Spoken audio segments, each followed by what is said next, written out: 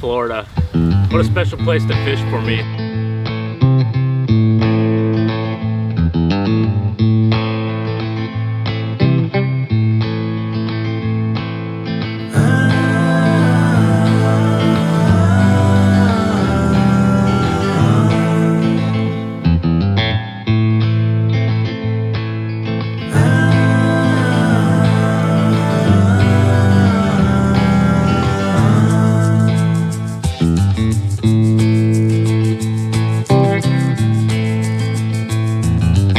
I just remember camping back and the trees back there, the cypress, the cypress trees and the moss hanging off of them, and the docks, and you got over-tired guys in there that are all just me 30-40 years down the road, and they pull up on their golf carts and they sit around the fire and they're solving little problems, I promise you, and then some. And sometimes if we get an off day or something's cool, sit down with a cup of coffee, them guys just listen. My time to not do any talking.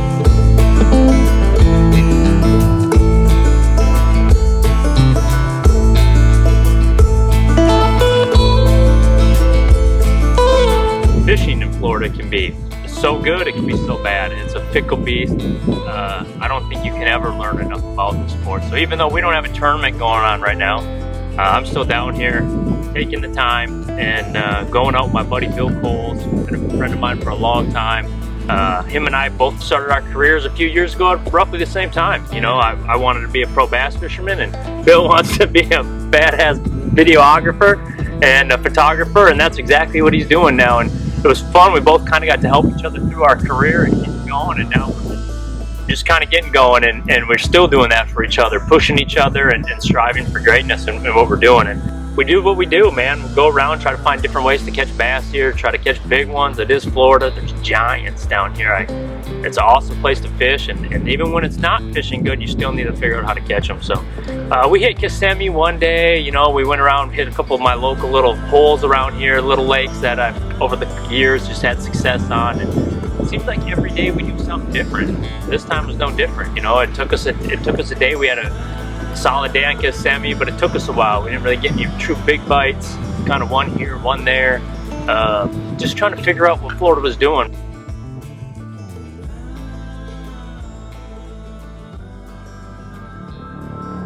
Yeah, I can see it. What are they chewing on? Dead alligator? Yeah, it is. That's great.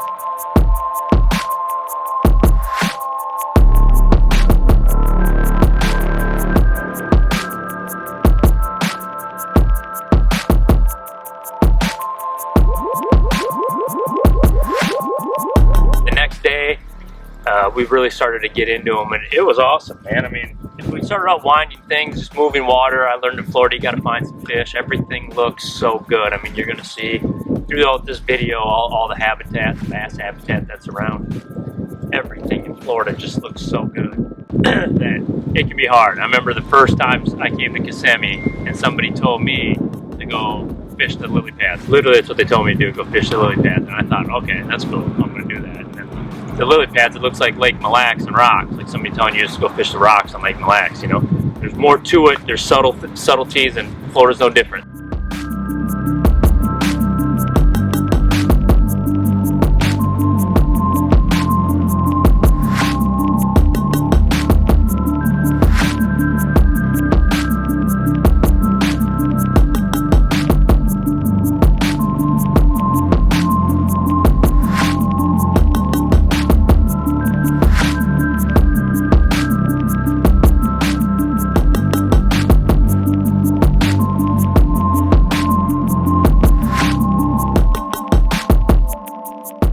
Caught a ton of fish on any kind of a dipper bait or a little swim bait. We were throwing those around pretty heavy. It's such a versatile bait. You can cover, we were fishing hydrilla pads over the top of mats, open water, just an awesome bait, through the Kissimmee grass, stuff like that.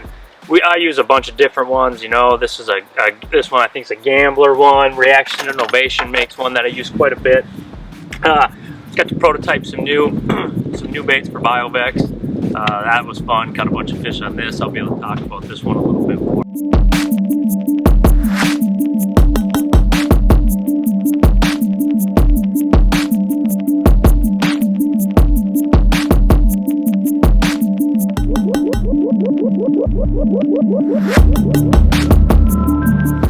throwing this one a bunch. It's got a Daiwa Zillion. It's got the T-Wing technology in it. This is the 7-speed reel, awesome reel. And this is probably my favorite all-around Daiwa rod. I got so many of them, but this rod is so versatile. I have like 5 of them. This is the Daiwa Zillion. It's a 7.3 medium heavy. I use these a bunch. It's got some action to it, you know. It's got plenty of backbone, but I can make long casts with it, and I just keep them pinned. I throw speed worms on this thing, spinner baits. You can throw spinner baits, light Carolina rigs, dipper style baits. Like I said, speed worms, rattle traps, whatever you want. I mean, it's just such a Texas rig rod, such a versatile setup. It's awesome for that. I was throwing this dipper right here. I'm using a little Rains tungsten. They make the best tungsten. We'll talk about that when we get into punching a little bit. But these Rains weights, it's just an eighth. You know, just something to get that nose to follow the tail to its tail when I kill it in holes. The setup, I've come just dialed with this setup. I absolutely love it. I use it a ton when I'm in Florida. I can't have enough of them. This is the Daiwa Steez AGS. This is the 8-foot heavy action rod, plenty of rod. I can get them fish and still get that good hook set and have the backbone to get them out of the absolute thickest stuff. So just a little Rains tungsten on there, your favorite swim bait on it. Here I'm using the Daiwa 103. SV 103, awesome reel, 7-9 gear ratio, picks them up quick. It's a flip and pitch and just all around, you know, reel for heavy winching, anything I got to do to get them out of the grass.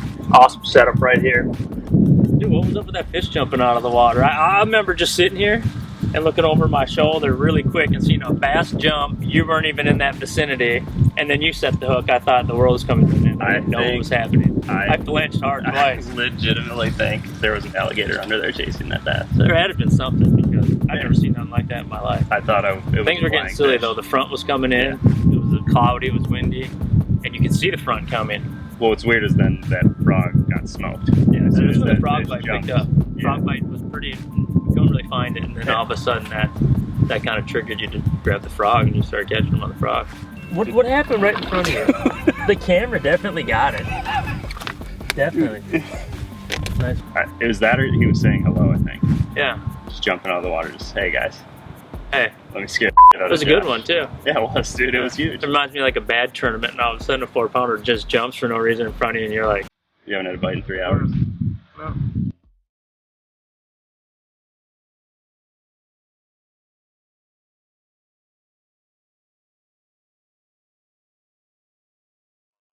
So many more bites, and that's just something I've learned down here through the years. Those fish, they know you're there. You know, they know you're coming.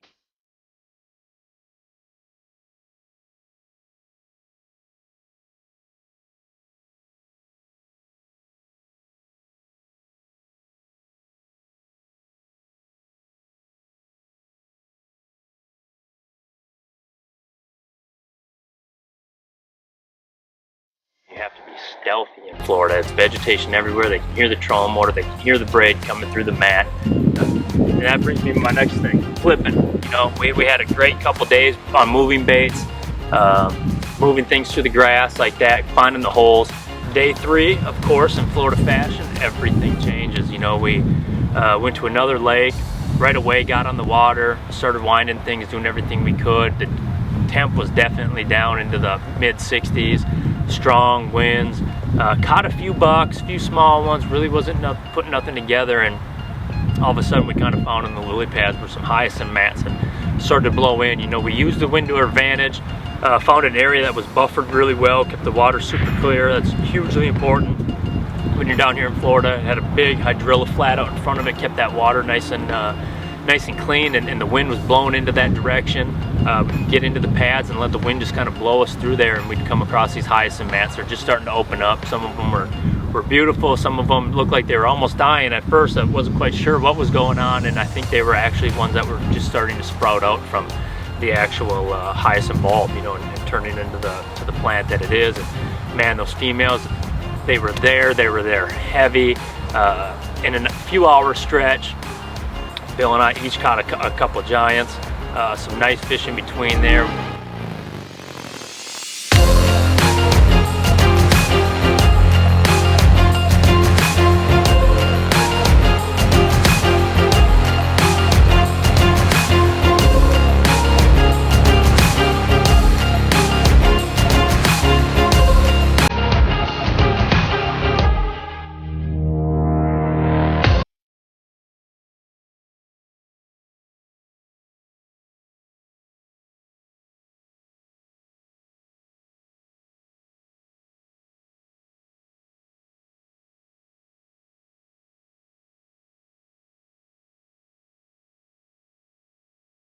Probably my favorite thing to do when I'm in Florida. I can get pretty hard ADD towards it too, and even when it's maybe what I shouldn't be doing, I'm still trying to make it work because it just catches big ones, and I've some of my biggest fish down here in Florida. It's just awesome. We collided with the fish yet again. We caught both numbers and we caught a lot of giants, worked our way up to probably about another 27, 28 pound bag throughout the day, and we did it all with this right here. Again, I'm using that Rains, and my bait of choice here is a Rains Punching Predator. It's one of my favorites. You'll see it works. The big girls absolutely like it. It doesn't get held up in those hyacinth mats at all. One little trick here is I like to do 2 peg stops. It seems to help that big weight from sliding up and getting caught up in the mat.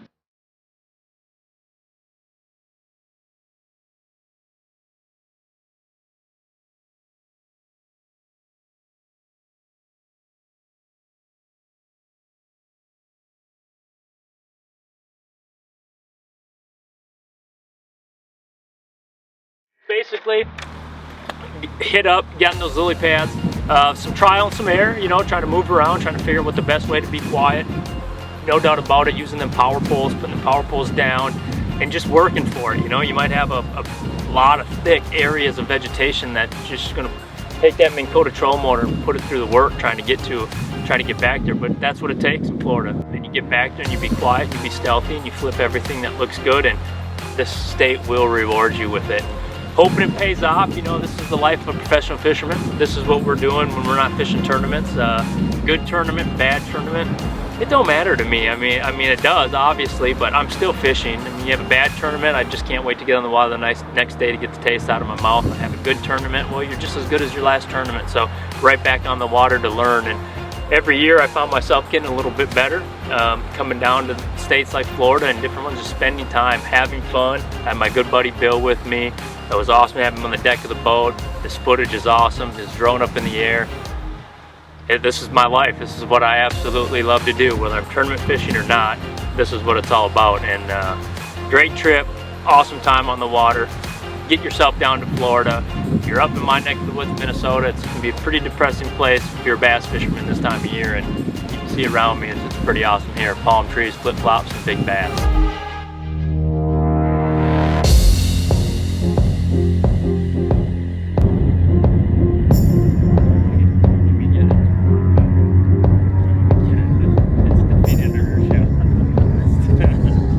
I think that's Camp Mac's pretty cool because I think that's where I want to retire when I'm old. I don't know what Brees thinks about that, but she seems pretty game. She wants to run around in this truck of ours, this Duramax, and sleep next to me and that thing. So.